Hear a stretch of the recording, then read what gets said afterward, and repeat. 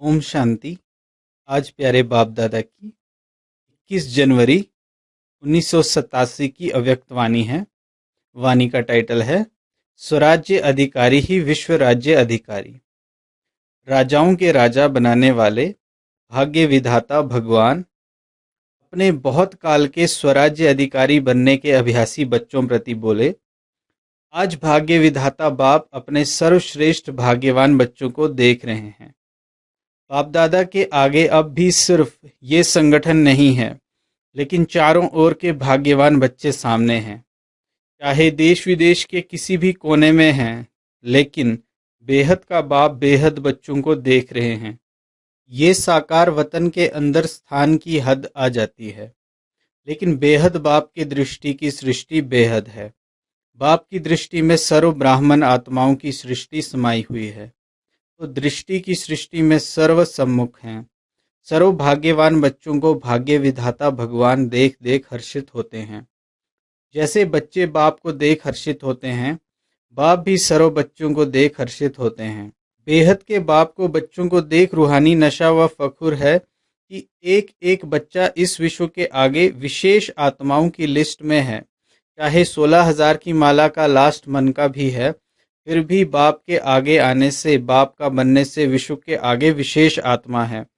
इसलिए चाहे और कुछ भी ज्ञान के विस्तार को जान नहीं सकते, लेकिन एक शब्द बाबा दिल से माना और दिल से औरों को सुनाया तो विशेष आत्मा बन गए। दुनिया के आगे महान आत्मा बन गए। दुनिया के आगे महान आत्मा के स्वरूप में गायन योग्य बन गए। इतना श्रेष्ठ और सहज भाग्य है, समझते हो? क्योंकि बाबा शब्द है चाबी। किसकी? सर्व खजानों की। श्रेष्ठ भाग्य की चाबी मिल गई तो भाग्य व खजाना अवश्य प्राप्त होता ही है। तो सभी माताएं व पांडव चाबी प्राप्त करने के अधिकारी बने हो। चाबी लगाने भी आती है या कभी लगती नहीं है? चाबी लगाने की विधि है दिल से जानना और मानना। सिर्फ मुख से कहा तो चाबी होते भी लगेगी नहीं। दिल से कहा तो खजाने सदा हाजिर हैं। अखुट खजाने हैं ना। अखुट खजाने होने के कारण जितने भी बच्चे हैं सब अधिकारी हैं। खुले खजाने हैं, भरपूर खजाने हैं। ऐसे नहीं है कि जो पीछे आए हैं तो खजाने खत्म हो गए हों।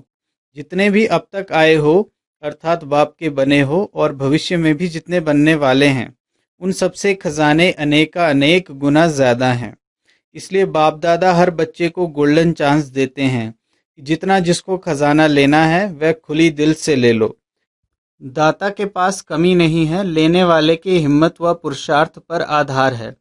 ऐसा कोई बाप सारे कल्प में नहीं है जो इतने बच्चे हों और हर एक भाग्यवान हो। इसलिए सुनाया कि रूहानी बाप दादा को रूहानी नशा है। सभी की मधुबन में आने की, मिलने की आशा पूरी हुई। भक्ति मार्ग की यात्रा से फिर भी मधुबन में आराम से बैठने की, रहने की जगह तो मिली है ना। मंदिरों में तो खड़े खड़े सिर्फ दर्शन करते हैं, यहाँ आराम से बैठे तो हो ना।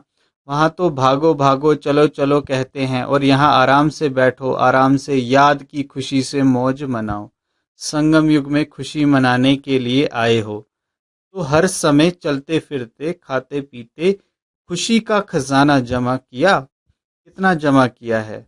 इतना किया जो 21 जन्म आराम से खाते रहो। मधुबन विशेष सर्व खजाने जमा करने का स्थान है, क्योंकि यहाँ एक बाप दूसरा ना कोई। ये साकार रूप में भी अनुभव करते हो, वहाँ बुद्धि द्वारा अनुभव करते हो, लेकिन यहाँ प्रत्यक्ष साकार जीवन में भी सिवाय बाप और ब्राह्मण परिवार के और कोई नजर आता है क्या? एक ही लगन, एक ही बातें, एक ही परिवार के और एक रस स्थिति, और कोई रस है ही नहीं। पढ़ना और पढ़ाई द्वारा शक्तिशाली बनना, मधुबन में यही काम है ना। कितने क्लास करते हो, तो यहाँ विशेष जमा करने का साधन मिलता है, इसलिए सब भाग भाग कर पहुंच गए हैं। बाप दादा सभी बच्चों को विशेष यही स्मृति दिलाते हैं कि सदा स्वराज्य अधिकारी स्थिति में आगे बढ़ते चलो। स्वराज्य अधिकारी यही निशानी है विश्व राज्य अधिकारी बनने की। कई बच्चे रूहान करते हुए बाप से पूछते हैं कि हम भविष्य में क्या बनेंगे, राजा बनेंगे या प्रजा बनेंगे। बाप दादा बच्चों को रेस्पॉन्ड करते हैं कि अपने आप को एक दिन भी चेक करो तो मालूम पड़ जाएगा कि मैं राजा बनूंगा व साहूकार बनूंगा व प्रजा बनूंगा। पहले अमृत वेले से अपने मुख्य 3 कारोबार के अधिकारी, अपने सहयोगी साथियों को चेक करो। वह कौन? पहला मन अर्थात संकल्प शक्ति, दूसरा बुद्धि अर्थात निर्णय शक्ति, तीसरा पिछले व वर्तमान श्रेष्ठ संस्कार। ये तीनों विशेष कारोबारी हैं। जैसे आजकल के ज़माने में राजा के साथ महामंत्री व विशेष मंत्री होते हैं, उन्हीं के सहयोग से राज्य कारोबार चलती है। सतयुग में मंत्री नहीं होंगे लेकिन समीप के संबंधी साथी होंगे। किसी भी रूप में साथी समझो व मंत्री समझो, लेकिन ये चेक करो ये तीनों स्व के अधिकार से चलते हैं। इन तीनों पर स्व का राज्य है व इन्हों के अधिकार से आप चलते हो। मन आपको चलाता है या आप मन को चलाते हैं? जो चाहो जब चाहो वैसा ही संकल्प कर सकते हो। जहां बुद्धि लगाने चाहो वहां लगा सकते हो। वह बुद्धि आप राजा को भटकाती है। संस्कार आपके वश हैं या आप संस्कारों के वश हो। राज्य अर्थात अधिकार। राज्य अधिकारी जिस शक्ति को जिस समय जो ऑर्डर करे वह उसी विधि पूर्वक कार्य करते व आप कहो एक बात वह करें दूसरी बात। क्योंकि निरंतर योगी अर्थात स्वराज्य अधिकारी बनने का विशेष साधन ही मन और बुद्धि है। मंत्र ही मन मना भव का है। योग को बुद्धि योग कहते हैं। तो अगर ये विशेष आधार स्तंभ अपने अधिकार में नहीं है, वह कभी है कभी नहीं है, अभी अभी है अभी अभी नहीं है, तीनों में से एक भी कम अधिकार में है, तो इससे ही चेक करो कि हम राजा बनेंगे या प्रजा बनेंगे। बहुत काल के राज्य अधिकारी बनने के संस्कार बहुत काल के भविष्य राज्य अधिकारी बनाएंगे। अगर कभी अधिकारी कभी वशीभूत हो जाते हो तो आधा कल्प अर्थात पूरा राज्य भाग्य का अधिकार प्राप्त नहीं कर सकेंगे। आधा समय के बाद त्रेता युगी राजा बन सकते हो। सारा समय राज्य अधिकारी अर्थात राज्य करने वाले रॉयल फैमिली के समीप संबंध में नहीं रह सकते। अगर वशीभूत बार बार होते हो तो संस्कार अधिकारी बनने के नहीं लेकिन राज्य अधिकारियों के राज्य में रहने वाले हैं। वह कौन हो गए? वह हुई प्रजा। तो समझा राजा कौन बनेगा, प्रजा कौन बनेगा। अपने ही दर्पण में अपने तकदीर की सूरत को देखो। ये ज्ञान अर्थात नॉलेज दर्पण है। तो सबके पास दर्पण है ना, तो अपनी सूरत देख सकते हो ना। अभी बहुत समय के अधिकारी बनने का अभ्यास करो। ऐसे नहीं अंत में तो बन ही जाएंगे। अगर अंत में बनेंगे तो अंत का एक जन्म थोड़ा सा राज्य कर लेंगे। लेकिन ये भी याद रखना कि अगर बहुत समय का अब से अभ्यास नहीं होगा व आदि से अभ्यासी नहीं बने हो, आदि से अब तक ये विशेष कार्यकर्ता आपको अपने अधिकार में चलाते हैं व डगमग स्थिति करते रहते हैं अर्थात धोखा देते रहते हैं, दुख की लहर का अनुभव कराते रहते हैं, तो अंत में भी धोखा मिल जाएगा। धोखा अर्थात दुख की लहर जरूर आएगी, तो अंत में भी पक्षपात कि दुख की लहर आएगी। इसलिए बाप दादा सभी बच्चों को फिर से स्मृति दिलाते हैं कि राजा बनो और अपने विशेष सहयोगी कर्मचारी व राज्य कारोबारी साथियों को अपने अधिकार से चलाओ। समझा? बाप दादा यही देखते हैं कि कौन कौन कितने स्वराज्य अधिकारी बने हैं। अच्छा, तो सब क्या बनने चाहते हो? राजा बनने चाहते हो तो अभी स्वराज्य अधिकारी बने हो व यही कहते हो बन रहे हैं। बन तो जाएंगे, गे नहीं करना। जाएंगे तो बाप भी कहेंगे अच्छा स्वराज्य भाग्य देने को भी देख लेंगे। सुनाया ना, बहुत समय का संस्कार अभी से चाहिए। वैसे तो बहुत काल नहीं है, थोड़ा काल है, लेकिन फिर भी इतने समय का भी अभ्यास नहीं होगा तो फिर लास्ट समय ये उलाहना नहीं देना। हमने तो समझा था लास्ट में ही हो जाएंगे, इसलिए कहा गया है कब नहीं अब। कब हो जाएगा नहीं, अब होना ही है, बनना ही है। अपने ऊपर राज्य करो, अपने साथियों के ऊपर राज्य करना नहीं शुरू करना। जिसका स्व पर राज्य है उसके आगे अभी भी स्नेह के कारण सर्वसाथी भी चाहे लौकिक चाहे अलौकिक सभी जी हजूर, हाँ जी, कहते हुए साथी बन करके रहते हैं। स्नेही और साथी बन हांजी का पाठ प्रैक्टिकल में दिखाते हैं। जैसे प्रजा राजा की सहयोगी होती है, स्नेही होती है, ऐसे आपकी ये सर्व कर्मेंद्रियां, विशेष शक्तियां सदा आपके स्नेही सहयोगी रहेंगी और इसका प्रभाव साकार में आपके सेवा के साथियों व लौकिक संबंधियों साथियों में पड़ेगा। दैवी परिवार में अधिकारी बन ऑर्डर चलाना ये नहीं चल सकता। स्वयं अपनी कर्मेंद्रियों को ऑर्डर में रखो तो स्वतः आपके ऑर्डर करने के पहले ही सर्वसाथी आपके कार्य में सहयोगी बनेंगे। स्वयं सहयोगी बनेंगे, ऑर्डर करने की आवश्यकता नहीं। स्वयं अपने सहयोग की ऑफर करेंगे क्योंकि आप स्वराज्य अधिकारी हैं। जैसे राजा अर्थात दाता, तो दाता को कहना नहीं पड़ता अर्थात मांगना नहीं पड़ता। तो ऐसे स्वराज्य अधिकारी बनो। अच्छा, ये मेला भी ड्रामा में नूंद था। वह ड्रामा कर रहे हैं ना, दूसरे लोग कभी हाय ड्रामा करेंगे, कभी वाह ड्रामा, और आप सदा क्या कहते हो, वाह ड्रामा वाह। जब प्राप्ति होती है ना, तो प्राप्ति के आगे कोई मुश्किल नहीं लगता है। तो ऐसे ही जब इतने श्रेष्ठ परिवार से मिलने की प्राप्ति हो रही है, तो कोई मुश्किल मुश्किल नहीं लगेगा। मुश्किल लगता है, खाने पर ठहरना पड़ता है, खाओ तो भी प्रभु के गुण गाओ, और क्यों में ठहरो तो भी प्रभु के गुण गाओ। यही काम करना है ना। ये भी रिहर्सल हो रही है, अभी तो कुछ भी नहीं है, अभी तो और वृद्धि होगी ना। ऐसे अपने को मोल्ड करने की आदत डालो, जैसा समय वैसे अपने आप को चला सकें। तो पट जमीन में भी सोने की भी आदत पड़ गई ना। ऐसे तो नहीं खटिया नहीं मिली तो नींद नहीं आई। टेंट में भी रहने की आदत पड़ गई ना। अच्छा लगा, ठंडी तो नहीं लगती। अभी सारे आबू में टेंट लगाएं। टेंट में सोना अच्छा लगा या कमरा चाहिए? याद है पहले पहले जब पाकिस्तान में थे तो महारथियों को ही पट में सुलाते थे। जो नामी ग्रामी महारथी होते थे उनको हॉल में पट में टिफुटी 3 फुट देकर सुलाते थे। और जब ब्राह्मण परिवार की वृद्धि हुई तो भी कहाँ से शुरू की? टेंट से ही शुरू की ना। पहले पहले जो निकले वे भी टेंट में ही रहे। टेंट में रहने वाले सेंट अर्थात महात्मा हो गए। साकार पाठ के होते भी टेंट में ही रहे। तो आप लोग भी अनुभव करेंगे ना। तो सभी हर रीति में खुश हैं। अच्छा, फिर और 10,000 मंगा के टेंट देंगे, प्रबंध करेंगे। सब नहाने के प्रबंध का सोचते हो, वह भी हो जाएगा। याद है जब ये हॉल बना था तो सबने क्या कहा था, इतने नहाने के स्थान क्या करेंगे? इसी लक्ष्य से ये बनाया गया। अभी कम हो गया ना। जितना बनाएंगे उतना कम तो होना ही है, क्योंकि आखिर तो बेहद में ही जाना है। अच्छा, सब तरफ के बच्चे पहुंच गए हैं तो ये भी बेहद के हॉल का श्रृंगार हो गया है।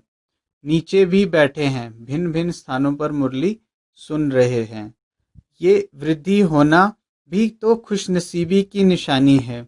वृद्धि तो हुई, लेकिन विधि पूर्वक चलना। ऐसे नहीं यहाँ मधुबन में तो आ गए, बाबा को भी देखा, मधुबन भी देखा, अभी जैसे चाहे वैसे चले, ऐसे नहीं करना। क्योंकि कई बच्चे ऐसे करते हैं, जब तक मधुबन में आने को नहीं मिलता है तब तक पक्के रहते हैं। फिर जब मधुबन देख लिया तो थोड़े अलबेले हो जाते हैं। तो अलबेले नहीं बनना। ब्राह्मण अर्थात ब्राह्मण जीवन है, तो जीवन तो सदा जब तक है तब तक है। जीवन बनाई है ना। जीवन बनाई है या थोड़े समय के लिए ब्राह्मण बने हैं। सदा अपने ब्राह्मण जीवन की विशेषताएं साथ रखना, क्योंकि इसी विशेषताओं से वर्तमान भी श्रेष्ठ है और भविष्य भी श्रेष्ठ है। अच्छा, बाकी क्या रहा? बोली वरदान। वरदान तो वरदाता के बच्चे ही बन गए। जो हैं ही वरदाता के बच्चे, उनको हर कदम में वरदाता से वरदान स्वतः ही मिलता रहता है। वरदान ही आपकी पालना है। वरदानों की पालना से ही पल रहे हैं। नहीं तो सोचो, इतनी श्रेष्ठ प्राप्ति और मेहनत क्या की। बिना मेहनत के जो प्राप्ति होती है उसको ही वरदान कहा जाता है। तो मेहनत क्या की और प्राप्ति कितनी श्रेष्ठ। जन्म जन्म प्राप्ति के अधिकारी बन गए, तो वरदान हर कदम में वरदाता का मिल रहा है। और सदा ही मिलता रहेगा। दृष्टि से, बोल से, संबंध से वरदान ही वरदान है। अच्छा, अभी तो गोल्डन जुबली मनाने की तैयारी कर रहे हो। गोल्डन जुबली अर्थात सदा गोल्डन स्थिति में स्थित रहने की जुबली मना रहे हो। सदा रियल गोल्ड, जरा भी अलॉय खाद मिक्स नहीं, इसको कहते हैं गोल्डन जुबली। तो दुनिया के आगे सोने के स्थिति में स्थित होने वाले सच्चे सोने प्रत्यक्ष हों, इसके लिए ये सब सेवा के साधन बना रहे हैं। क्योंकि आपकी गोल्डन स्थिति गोल्डन एज को लाएगी, स्वर्ण संसार को लाएगी, जिसकी इच्छा सबको है कि अभी कुछ दुनिया बदलनी चाहिए। तो स्व परिवर्तन से विश्व परिवर्तन करने वाली विशेष आत्माएं हो। आप सबको देख आत्माओं को ये निश्चय हो, शुभ उम्मीदें हों कि सचमुच स्वर्ण दुनिया आई की आई। सैंपल को देख करके निश्चय होता है ना, हाँ अच्छी चीज है। स्वर्ण संसार के सैंपल आप हो, स्वर्ण स्थिति वाले हो, तो आप सैंपल को देख उन्हों को निश्चय हो कि हाँ, जब सैंपल तैयार हो तो अवश्य ऐसा ही संसार आया कि आया। ऐसी सेवा गोल्डन जुबली में करेंगे ना, ना उम्मीद को उम्मीद देने वाले बनना। अच्छा, सर्व स्वराज्य अधिकारी, सर्व बहुत काल के अधिकार प्राप्त करने के अभ्यासी आत्माओं को, सर्व विश्व के विशेष आत्माओं को, सर्व वरदाता के वरदानों से फलने वाले श्रेष्ठ आत्माओं को बाप दादा का याद प्यार और नमस्ते। हम रूहानी बच्चों की रूहानी प्यारे बाप दादा को याद प्यार और नमस्ते। पार्टियों के साथ पर्सनल मुलाकात। हम हर कल्प के अधिकारी आत्माएं हैं, सिर्फ अब के नहीं, अनेक बार के अधिकारी हैं। ये खुशी रहती है। आधा कल्प बाप के आगे भिखारी बन मांगते रहे, लेकिन बाप ने अब अपना बना लिया, बच्चे बन गए। बच्चा अर्थात अधिकारी। अधिकारी समझने से बाप का जो भी वर्षा है ये स्वतः याद रहता है। कितना बड़ा खजाना है, इतना खजाना है जो खाते खुटता नहीं है, और जितना औरों को बांटो उतना बढ़ता जाता है। ऐसा अनुभव है। परमात्म वर्षे के अधिकारी हैं, इससे बड़ा नशा और कोई हो सकता है? तो ये अविनाशी गीत सदा गाते रहो और खुशी में नाचते रहो कि हम परमात्मा के बच्चे परमात्म वर्षे के अधिकारी हैं। ये गीत गाते रहो तो माया सामने आ नहीं सकती, माया जीत बन जाएंगे। यही विशेष वरदान याद रखना कि परमात्म वर्षे के अधिकारी आत्माएं हैं। इसी अधिकार से भविष्य में विश्व के राज्य का अधिकार स्वतः मिलता है। शक्तियां सदा खुश रहने वाली हो ना, कभी कोई दुख की लहर तो नहीं आती है। दुख की दुनिया छोड़ दी, सुख के संसार में पहुंच गए। दुख के संसार में सिर्फ सेवा के लिए रहते, बाकी सुख के संसार में बाप के अधिकार से सब सहज हो जाता है। सदैव अपने को महावीर अर्थात महान आत्मा अनुभव करते हो। महान आत्मा सदा जो संकल्प करेंगे, बोलेंगे, वो साधारण नहीं होगा, महान होगा। क्योंकि ऊंचे ते ऊंचे बाप के बच्चे भी ऊंचे महान हुए ना। जैसे कोई आजकल की दुनिया में वीआईपी का बच्चा होगा तो वे अपने को भी वीआईपी समझेगा ना। तो आपसे ऊंचा तो कोई है ही नहीं। तो ऐसे ऊंचे ते ऊंचे बाप की संतान, ऊंचे ते ऊंची आत्माएं हैं। ये स्मृति सदा शक्तिशाली बनाती है। ऊंचा बाप, ऊंचे हम, ऊंचा कार्य, ऐसी स्मृति में रहने वाले सदा बाप समान बन जाते हैं। तो बाप समान बने हो। बाप हर बच्चे को ऊंचा ही बनाते हैं। कोई ऊंचा कोई नीचा नहीं, सब ऊंचे ते ऊंचे। अगर अपनी कमजोरी से कोई नीचे की स्थिति में रहता है तो उसकी कमजोरी है। बाकी बाप सबको ऊंचा बनाता है। सारे विश्व के आगे श्रेष्ठ और ऊंची आत्माएं आपके सिवाय कोई नहीं है। इसलिए तो आप आत्माओं का ही गायन और पूजन होता है। अभी तक गायन पूजन हो रहा है। कभी भी कोई मंदिर में जाएंगे तो क्या समझेंगे? कोई भी मंदिर में मूर्ति देखकर क्या समझते हो? ये हमारी ही मूर्ति है। सिर्फ बाप नहीं पूजा जाता, बाप के साथ आप भी पूजे जाते हो। ऐसे महान बन गए, एक बार नहीं अनेक बार बने हैं। जहाँ ये नशा होगा वहाँ माया की आकर्षण अपने तरफ आकर्षित नहीं कर सकेगी। सदा न्यारे होंगे। सभी अपने आप से संतुष्ट हो। जैसे बाप सुनाते हैं वैसे ही अनुभव करते हुए आगे बढ़ना। यह है अपने आप से संतुष्ट रहना। ऊंचे ते ऊंचे यही विशेष वरदान याद रखना। याद करना सहज है या मुश्किल लगता है? सहज स्मृति स्वतः आती रहेगी, माया कहाँ रोक नहीं सकेगी। सदा आगे बढ़ते रहेंगे। सदा अपने को हर कदम में पद्मों की कमाई जमा करने वाले पद्मा पदम भाग्यवान समझते हो। जो भी कदम याद में उठाते हो, तो एक सेकंड की याद इतनी शक्तिशाली है, जो एक सेकंड की याद पद्मों की कमाई जमा करने वाली है। अगर साधारण कदम उठाते हैं, याद में नहीं उठाते, तो कमाई नहीं है। याद में रहकर कदम उठाने से पद्मों की कमाई है। और हर कदम में पद्म तो कितने पद्म हो गए, इसलिए पद्मा पदम भाग्यवान कहा जाता है।